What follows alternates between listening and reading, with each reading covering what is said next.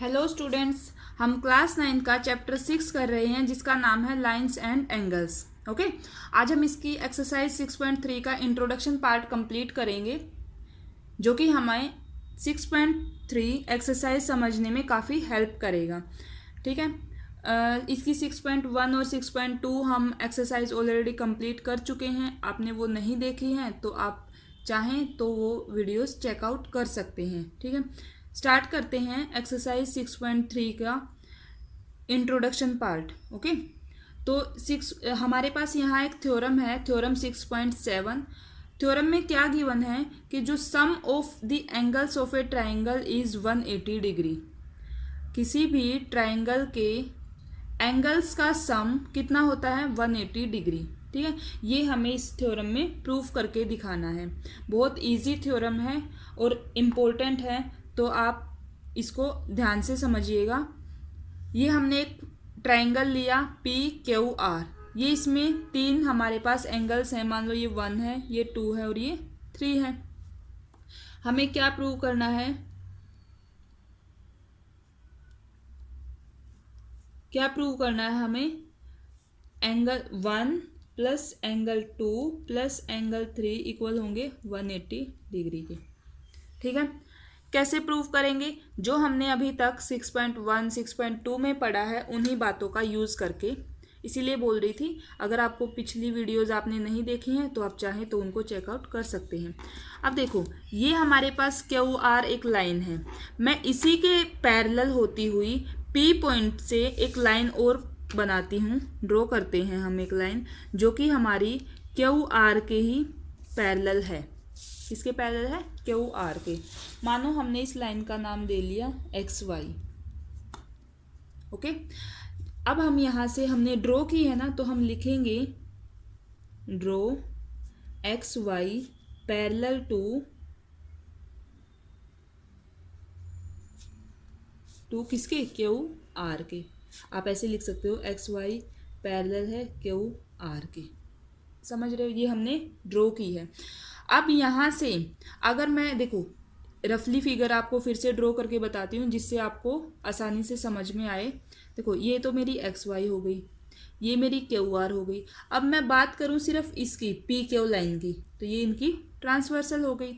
यहाँ से जब ये दो लाइंस पैरेलल हैं, जैसा कि हमने पहले ही देखा, तो जो ये एंगल है वो इसके इक्वल होगा। क्यों? क्योंकि both are interior angles. Okay, alternate interior angles. और जब दो लाइंस पैरेलल होती हैं तो उनके alternate interior angles are equal, वो इक्वल होते हैं।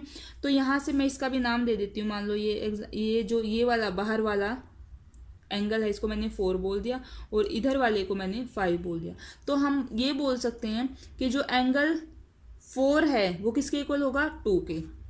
हम लिखेंगे angle 4 is equal to angle 2। क्यों? रीज़न भी देना होता है, क्योंकि ये कौन से हैं?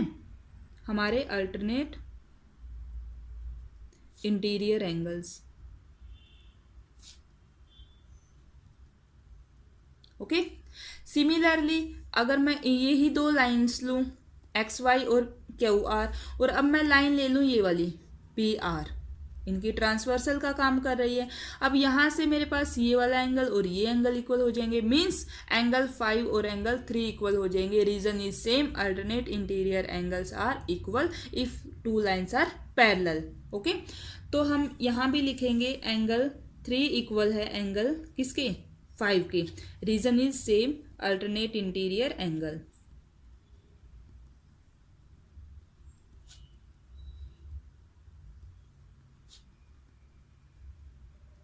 ओके, अब यहाँ से आप देखो, अब हम अगर हमने ये क्यों ली, ये लाइन देखो XY लाइन पे अगर मैं बात करूँ XY पर, तो मेरे पास जितने भी एंगल बन रहे हैं तीनों का सम कितना होना चाहिए? 180 डिग्री। मैं ये लिख सकती हूँ angle 4 plus angle 1 plus angle 5 is equal to 180 degree. ये तो आपको पता ही है ना, ये तो सबको पता होगा अभी तक। तो इसका रीजन क्या होगा? लीनियर पेयर, क्योंकि ये लीनियर पेयर बना रहे हैं। अब आप ध्यान से देखो, 4 की जगह मैं यूज़ कर सकती हूँ 2 का, कर सकती हूँ या नहीं? एंगल 4 की जगह हम 2 लिख सकते हैं, एंगल 2। 1 को 1 ही रखते हैं। और एंगल 5 की जगह मैं क्या लिख सकती हूँ? एंगल 3। इक्वल हो गए 180 डिग्री। यही तो हमें प्रूव करना था। तो हम लिखेंगे इसको एक बार, angle 1 plus angle 2 plus angle 3 is equal to 180 degree. Okay, hence proved. समझ रहे हो, बहुत ही इजी सॉल्यूशन था इसका, इस थ्योरम का। थ्योरम है हमारी 6.7। एक नेक्स्ट थ्योरम और है, उसमें क्या बोला गया है, थ्योरम 6.8 है, if the side of a triangle is produced then the exterior angle so formed is equal to the sum of two interior opposite angles. क्या मतलब है, देखो ये हमारा एक ट्रायंगल था PQR। अगर इसकी हम एक साइड को प्रोड्यूस कर देते हैं तो जो ये बाहर वाला एंगल है यानी कि एंगल 4, वो किसके इक्वल होगा, वो इक्वल होगा इसके इंटीरियर अपोजिट एंगल्स के सम के। अंदर वाले अपोजिट, अंदर वाले ये अपोजिट, ये साथ वाला नहीं लेना है, ये दोनों। यानी कि हमें यहाँ थ्योरम में ये बोला गया है कि जो एंगल 4 है ना वो इक्वल है एंगल 1 प्लस एंगल 2 के। ये बात थ्योरम में बोली गई है। इसी को हम प्रूव करेंगे हमारी थ्योरम जो अभी अभी हमने की है इसकी हेल्प लेके। इसमें हमने अभी प्रूव किया कि angle 1 plus angle 2 plus angle 3 is equal to 180 degree. ये हम अभी प्रूव कर चुके हैं। अब अगर यहाँ से देखो, अगर मैं इस लाइन की बात करूं और यहाँ से इन दो एंगल्स की बात करूं, दोनों का सम कितना होना चाहिए, 180 डिग्री। क्यों, क्योंकि दोनों के दोनों एंगल लीनियर पेयर बना रहे हैं। तो हम लिख सकते हैं कि angle 3 plus angle 4 is equal to 180 degree. Reason is linear pair. समझ रहे हो। अब देखो यहाँ से इस इक्वेशन को 1 ले लो, इसको 2 ले लो, दोनों इक्वेशंस में हमारी राइट हैंड साइड इक्वल है ना। तो इसका मतलब लेफ्ट हैंड साइड भी इक्वल होगी। तो हम क्या लिख सकते हैं, फ्रॉम इक्वेशन 1 एंड 2 दोनों से, दोनों की राइट हैंड साइड इक्वल है। इसका मतलब left hand side are also equal. 1 plus 2 plus 3, इसकी मैंने लेफ्ट हैंड साइड लिखी और अब इसकी लिख देते हैं इक्वल एंगल 3 प्लस एंगल 4। अब आप देख रहे हो 3 इधर भी है इधर भी है, कैंसिल हो जाएंगे। तो हमारे पास क्या रिजल्ट बचा, angle 1 plus angle 2 is equal to angle 4। और यही चीज़ हमें प्रूव करनी थी कि जो एंगल 4 है वो हमारा 1 और 2 के सम के इक्वल होगा। और यहाँ से भी हमने यही शो किया है, एंगल 4 है वो एंगल 1 और एंगल 2 के सम के इक्वल है। इसीलिए हम लास्ट में लिखेंगे हैंस प्रूव्ड।